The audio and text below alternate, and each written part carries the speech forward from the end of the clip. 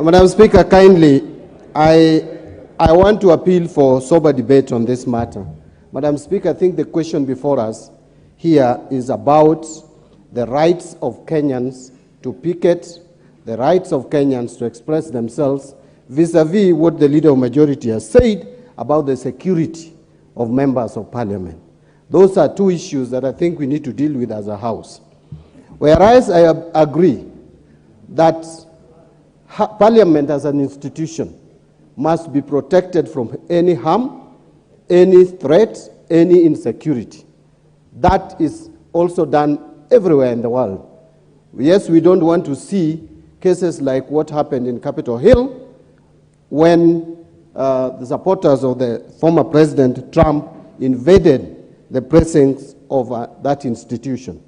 But again, we must allow Kenyans the latitude and freedom to express themselves around the precincts of Parliament peacefully.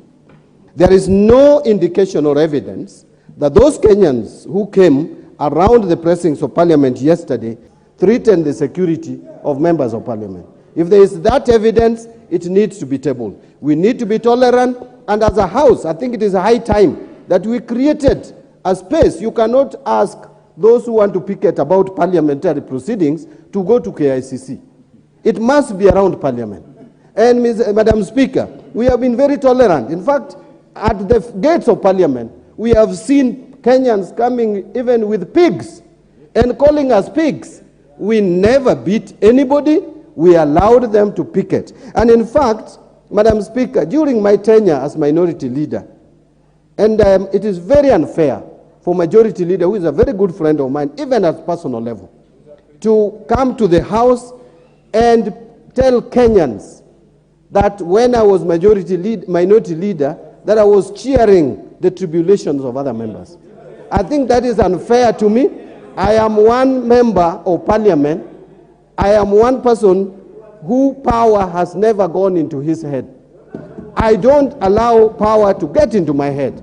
And Madam Speaker, for the information of Kimani Ichungwa, I don't need to prove anything as a member of Parliament for my coalition to know my level of loyalty and my level of commitment towards the just cause of the people of Kenya. Yes. I have done it previously, I continue to do it, and I will do it up to the time that God has planned that I will be sitting in this House. I don't know when. So my friend, Honorable Kimani Ichungwa, lastly, Madam Speaker, allow me, because he mentioned me about 3 times.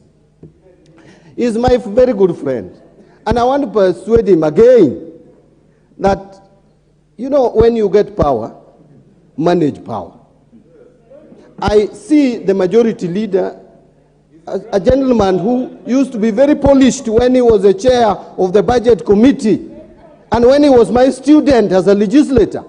I have been tutoring him, including coming to my house, and we were discussing, and I've been telling him how to conduct himself. When he has become Majority Leader, Madam Speaker, he is completely wasted. He has become arrogant. He even talked to seniors like me, and very rude. So, Madam Speaker, please save us from the Majority Leader. You cannot impute on the character of others. Honorable members.